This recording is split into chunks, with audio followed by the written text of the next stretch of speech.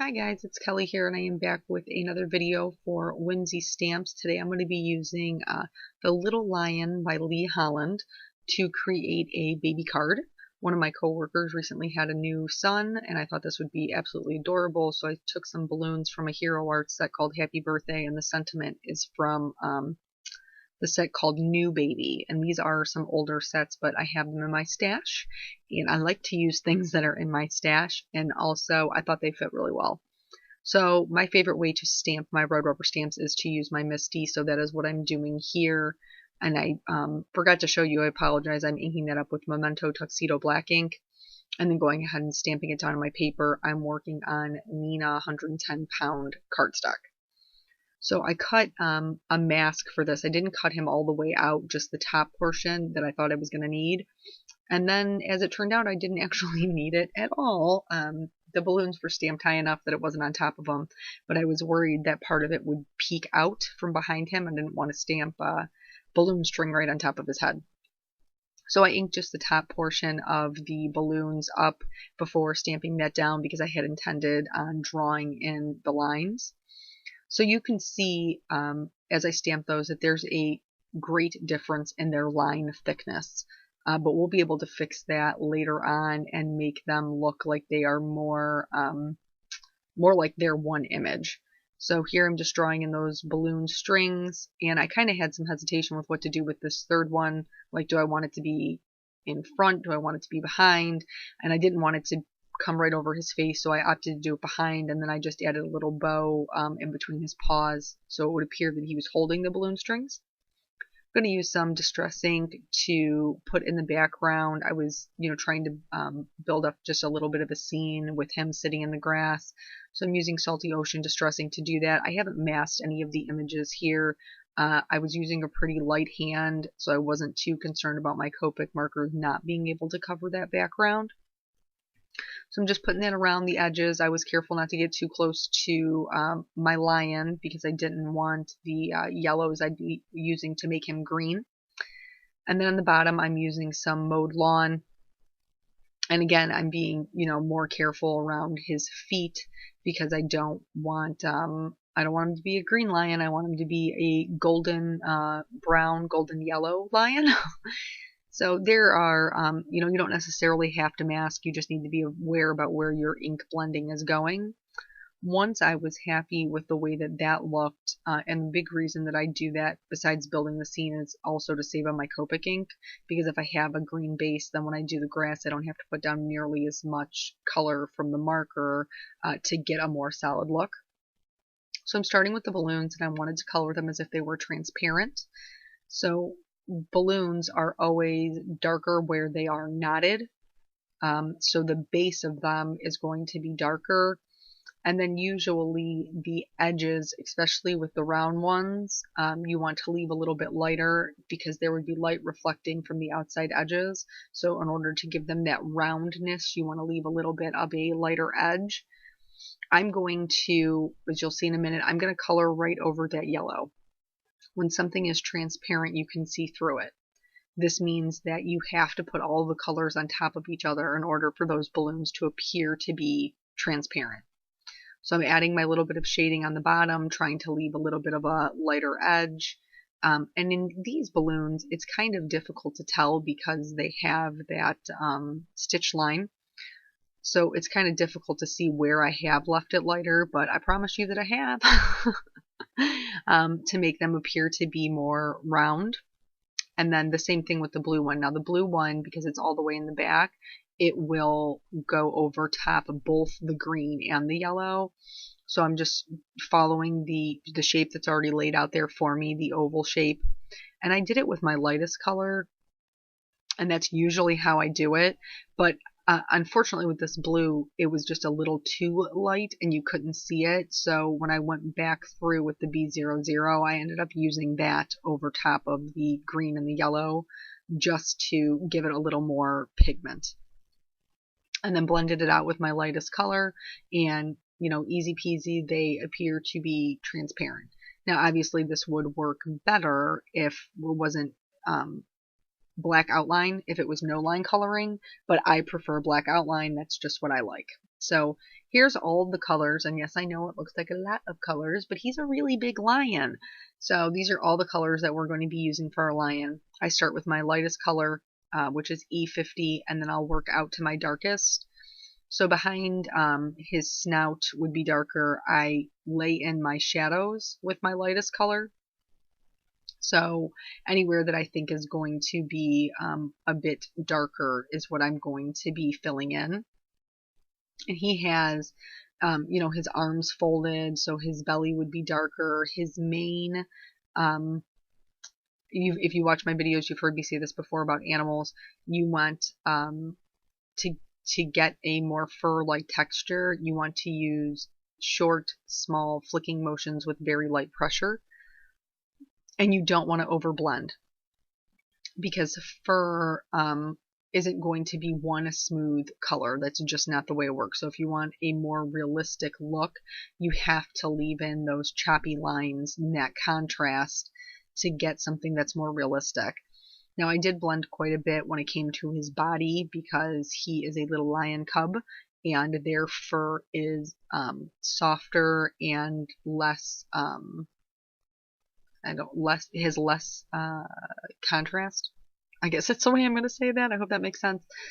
But where his little roly-poly legs are, there would be some shadows behind his feet. So the sun would be catching on top of his toes. And then the same thing with the underneath of his paws. It would be darker, more towards the ground.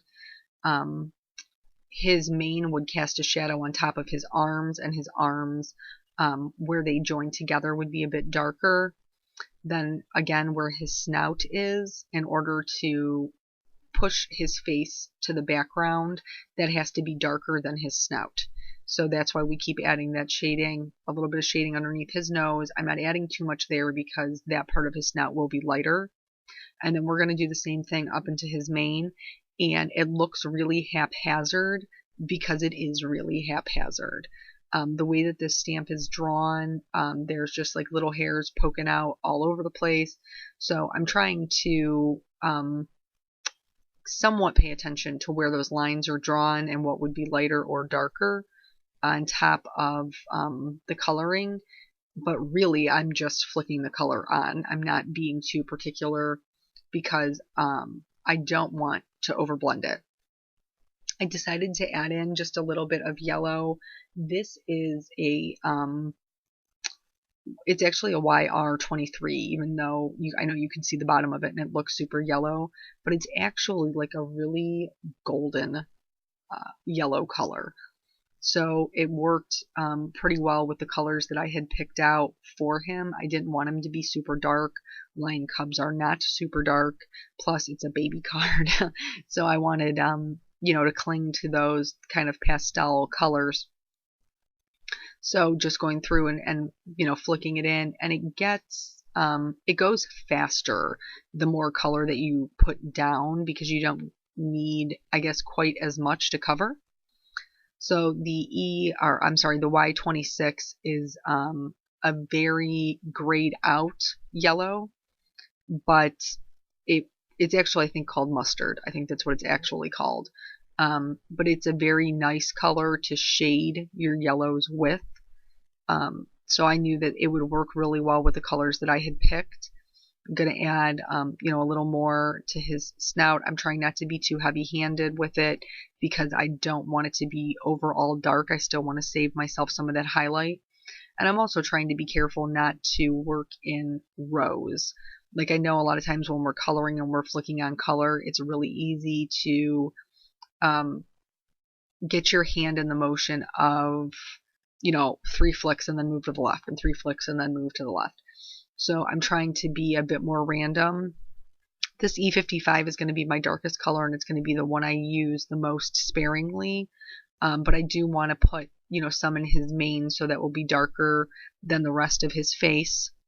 This is the one, I guess the one that I'm using that's a really true brown color. And this is just going to help with that more realistic look. So that was my darkest. I only really put it in his mane. And then we're going to start working back out to the lightest color. In his mane, again, we're not trying hard to blend. We're just trying to get little flicks of color on, and then we're going to start blending out the rest of it. So on his body, my Y26 was my darkest color. In his mane, the E55 was his darkest color. So the YR23 is going to be my mid-tone. So I'm blending out those colors back throughout, everything wherever we put the YR26, and just working back to that E50. In hindsight, I wish I maybe would have made his face a little darker. I was kind of hesitant because, I wanted to stick with those pastel colors, but I feel like his forehead maybe ended up a little too white. So the pads of his feet, I shaded so that they were darker on the bottom, but I wanted his body to be darker so it would naturally look like it sat behind his feet. His feet would be the quote-unquote highlight point. And then, the E50 will be the lightest, and we're already back there. So I once coated everything over with the E50, but I wish I had gone up just a little bit more with the, what was that? The YR23. So this is just, blending everything out. And then I had picked a lighter red. It is a pink, even though it's an R. And this is R00. It's super light. And I'm adding that to his ears and the pads of his feet. And then I'll blend that out with the E50 as well, just so everything kind of matches. For his nose, I opted to do, his little freckles. I went back in and updated those. But I decided I was going to make his nose black. I kind of toyed with doing it pink for 1 minute, but black seemed to fit much better. So for this, C3 is going to be my lightest color, and that's going to be my highlight point. I put the highlight on the top right, so most of my shading is going to be to the bottom left. And it's just going to be one little spot of C3, and you'll see as we build up this color, it starts to look more black, and then finally when we add the C9, it really starts to look black. The same YGs I use for the balloon is what I'm going to use for the grass, and you can see that what I'm talking about with that line where I start to build a pattern, and then I have to double check myself and go back and add in some more random lines so it doesn't look unrealistic, so it doesn't look fake and just it's like line a line of blade of grass. Here I'm doing the same flicking motion that I did for his mane. I'm using light pressure, putting the marker down and flicking upwards to create those blades of grass. Where he would be sitting would be darker because that grass would be pushed down. So I'm adding in the little shadows there, and then the darkest would be actually where it's touching. So the bottom of his feet and the middle of his legs would be actually touching. And I was very sparingly with this YG17. I didn't want the card to get too dark, so I just added little itty bitty flicks here and there, and then again worked in reverse to go ahead and blend those colors out. I was conscientious to try to make sure my YG03 hit every one of those YG17s just to kind of knock them back a notch.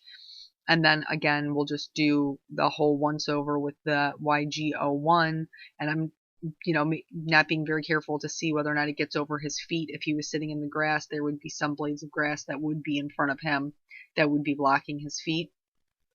Here's where we're going to fix that line thickness. So I have picked a line thickness that matches the balloons, but I'm going to outline the whole image with that. So it will help the lion to be a little bit bolder. Not as bold as the balloons, but a little bit more than those really fragile lines that the stamp was drawn with originally. I'm going to go ahead and stamp my sentiment down, and I had some questions about where exactly I was going to put it, kind of messed around with it, finally decided it was going to go in the bottom right. I'm stamping in W+9 black dye ink because that's my favorite to stamp in. And then I outlined the sentiment with some white gel pen just because it felt like it kind of got lost in all of that grass. So I wanted it to pop out a little more. So I went ahead and did that. And I know it's a boy's card, but it's a baby boy's card, so I don't really think he'll mind if I put some shimmer on his balloons. Then he didn't feel like he was really popping as much as I would have wanted him to. So I went back in with my B00 and just outlined him as well as the balloons. It pretty much matches that sky color that we had used, the salty ocean, almost spot on. So that is the whole card. Thank you so much for joining me, and I will catch you guys on the next video. Bye.